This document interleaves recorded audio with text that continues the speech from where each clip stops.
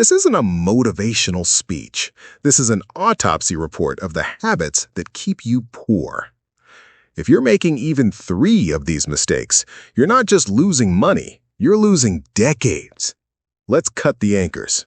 Mistake number 1, the pioneer problem. You think you have to learn from your own mistakes. People love saying this at dinner parties. Well, it was a hard lesson, but I learned it. They wear their failure like a badge of honor. Why? Why did you have to pay for that lesson with your own money, your own sanity, and your own time? I had a buddy named Mike, smartest guy I knew in college, IQ off the charts. He decided he wanted to get into real estate flipping. I told him, Mike, buy a book. Better yet, buy 3 books written by guys who have been doing this for 30 years. Mike laughed. He said, "Those guys are dinosaurs, Sam. I've got a new angle. I'm going to pioneer a strategy using leverage and zoning loopholes." Mike didn't read the books. He didn't study the history. He bought a property that looked great on paper. 6 months later, he found out, the hard way, why nobody else had bought it. There was a zoning ordinance regarding historical preservation that he missed because he was too busy innovating. He couldn't renovate it, he couldn't flip it, he lost $40,000 in cash and ruined his credit score for 7 years. He learned his lesson, sure, but he could have learned that exact same lesson for $15 by buying a paperback book from a guy who made that mistake in 1985. Imagine this. You're walking through a dark forest. You see a path. Beside the path, there are 5 skeletons wearing the exact same shoes as you. Do you keep walking down that path to see what happens, or do you turn around? The financial markets are a graveyard of pioneers. I don't read success stories. I don't care about the guy who got lucky on a penny stock. I read autopsy reports. I study market crashes, frauds, and bankruptcies. I want to know why the bridge collapsed, not why it's pretty. When you study the idiots who came before you, you don't have to be one of them. You can stand on their shoulders instead of their corpses. Stop trying to be a pioneer. Be a historian. It pays better. Mistake number 2, the complexity trap. You're buying things you can't explain to a 5th grader. Human beings have a complexity bias. We assume that if something is complicated, hard to understand, and uses fancy jargon, it must be valuable. We think simple means dumb. I see this every day. Someone will spend 2 weeks comparing the thread count on a set of bed sheets. They'll read 400 reviews on Amazon to save $5.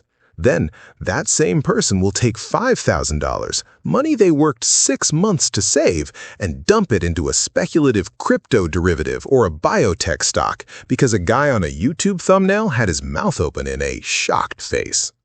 I asked a guy once, "What does this company actually do?" He started talking about decentralized synergy and paradigm shifts. I asked again, "No, how does money enter their bank account?" He couldn't answer. He lost everything. I'm not immune to this.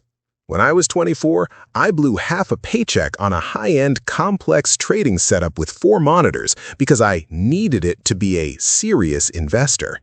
I told myself it was an investment in my career. It wasn't. It was a toy. It was a costume. 2 months later, I had a dental emergency, a cracked molar, and I had to put the dentist bill on a credit card at 22% interest because my cash was tied up in monitors I didn't know how to use.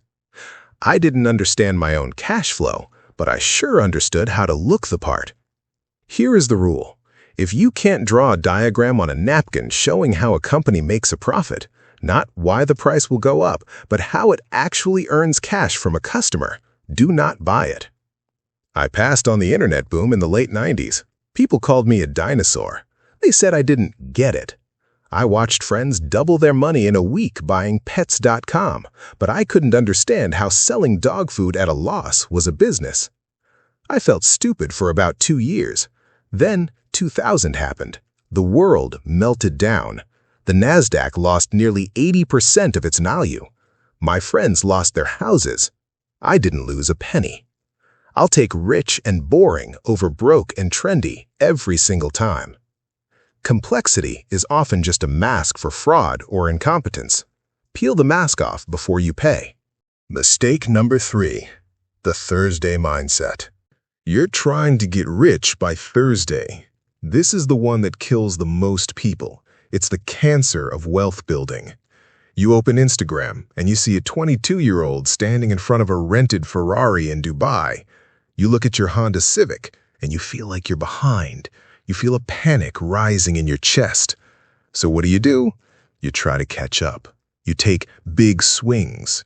You stop investing and start gambling. You use leverage. You trade options on earnings reports. You buy lottery tickets disguised as investments. Imagine a clock. Wealth is compound interest, and compound interest is a slow, boring, relentless machine.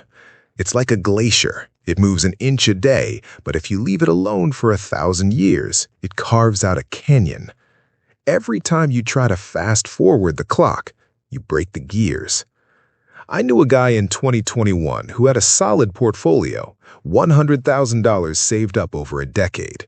He got impatient. He saw people getting rich on meme stocks. He took that $100,000 and put it all into high-risk call options. He wanted to turn it into $1 million by the end of the month. By Thursday, he had $4,000 left. He didn't just lose money, he lost the 10 years of life he spent earning that money. He deleted a decade of labor because he couldn't wait 5 years. The big money isn't in the trading, it's in the waiting. Most of my wealth was built in the hours I spent doing absolutely nothing, just sitting on my hands, letting the clock tick. If you can't handle being bored, you will never be rich. Excitement in investing is usually a sign you're about to lose money. Mistake number 4. Collecting stocks. You think diversification is a hobby. Wall Street loves to tell you to own everything. Spread the risk, they say. Don't put all your eggs in one basket. So you listen. You buy 40 different stocks. You've got international, tech, energy, crypto, commodities, bonds. Let's have some real talk. You don't have a portfolio, you have a zoo, and you can't possibly feed all those animals. Do you have time to read 40 annual reports every year? Do you listen to 40 earnings calls every quarter? Do you know the CEO of all 40 companies? No, you have no idea what you own. You are just buying things to feel safe. You are diversifying. When you own everything, you own nothing. You guarantee mediocrity. I've spent a huge chunk of my life with my money concentrated in just 3 or 4 things. Why? Because I actually knew them. I knew their accounting better than their CFOs did. I knew their risks. Diversification is protection against ignorance. It makes sense if you don't know what you're doing. And hey, if you buy a total market index fund, that's fine. That's admitting you don't know, which is smart. But buying 50 random individual stocks is not investing. It's collecting baseball cards. If you find a truly great business run by honest people trading at a fair price, why would you put your money into your 20th favorite idea? Pick your best players and let them play the whole game. Conviction builds wealth. Dilution builds regrets. Mistake number 5. The invisible tax. You're being eaten alive by small numbers. This is the silent killer. It's the carbon monoxide of investing. You don't smell it, you don't see it, and then you just never wake up financially. I'm talking about fees. 1%. It sounds like nothing, doesn't it? If I asked to borrow 1% of your sandwich, you wouldn't even notice. You'd say, "Sure, Sam, take a bite." But in the math of compounding, 1% is a sledgehammer. Let's look at the Department of Labor stats, the real math. If you invest for 35 years and you pay an extra 1% in fees, say 1.5% instead of 0.5%, that fee doesn't reduce your account by 1%. It reduces your final nest egg by 28%. 28%. On a $1 million portfolio, that's nearly $300,000. Gone. Poof. Transferred from your pocket to your broker's pocket.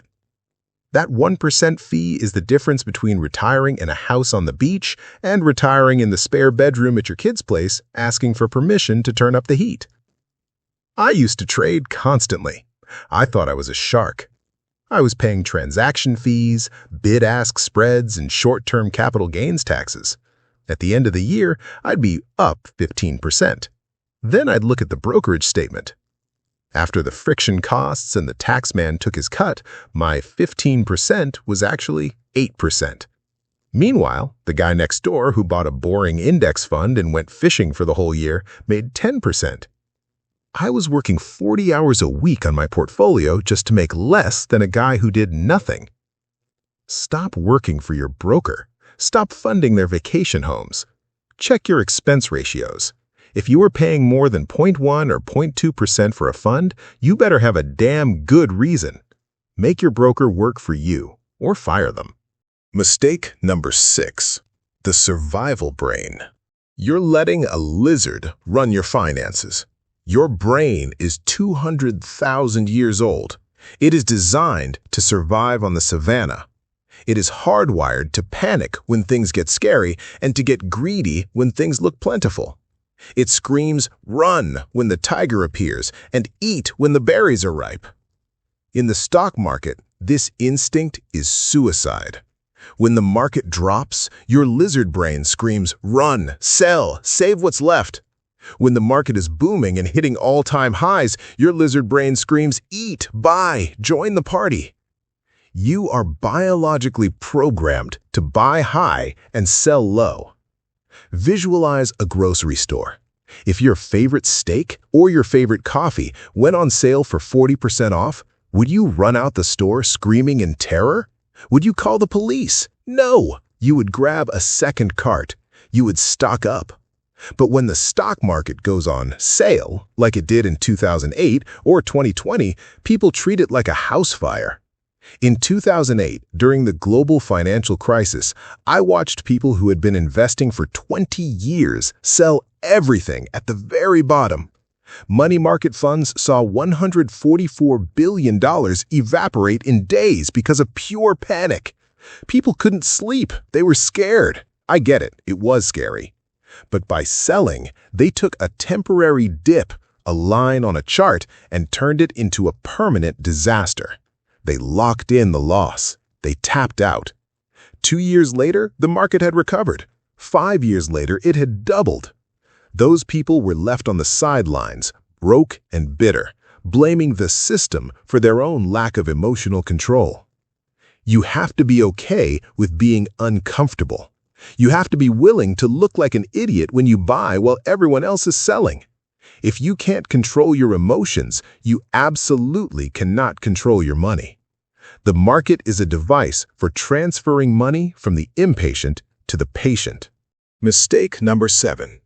Quitting at the finish line. You quit because it's not fun yet. We live in an on-demand world. You press a button, food arrives. You swipe a screen, a date appears. You want your wealth to work the same way. But wealth is like a cargo plane taking off. A plane uses 80% of its fuel just to get off the ground. It struggles, it shakes, it fights gravity. It feels like it's never going to happen. But once it hits 30,000 feet, the pilot throttles back. It glides. It travels 500 miles an hour with almost no effort. Most people quit while they're still on the runway. They save for 3 years, they deny themselves the new car, they brown bag their lunch. They look at their account and see they only have $15,000. And the devil on their shoulder says, "This is taking too long. You're suffering for nothing. You might as well buy that new truck. You might as well take that trip." So they throttle down, they abort the takeoff. I didn't feel rich until my late 40s. For 20 years, I was just a guy with a decent savings account and a boring car. I was in the valley of disappointment. But because I didn't quit, that 15K became 150K. Then the magic of compounding kicked in. That 150K became 1.5 million. Then the money started making more money than I could earn at my job. The quiet win isn't the Lamborghini moment. It's the feeling of waking up at 55 on a Tuesday and realizing that going to work is now an option, not a requirement. That is freedom. But you only get that if you stay on the runway when it's boring, when it's hard, and when it feels like you're going nowhere. Look, push the bills aside for a second. If you're still watching this, you've got the one thing most people lack: an attention span. That is your biggest competitive advantage in a world of 15-second dopamine hits. You don't need a miracle to be wealthy. You don't need to be a genius. You just need to stop hitting yourself in the thumb with a hammer. Pick a boring strategy. Minimize your fees. Control your gut when the world is burning down. And for heaven's sakes, don't quit just because you aren't rich by Thursday. If you want someone to tell you the truth, even when it's boring, even when it hurts, hit the subscribe button. I'm not here to sell you a dream. I'm here to give you the checklist that worked for me and will work for you. I'm Sam. Go be patient. It's the most profitable thing you'll ever do.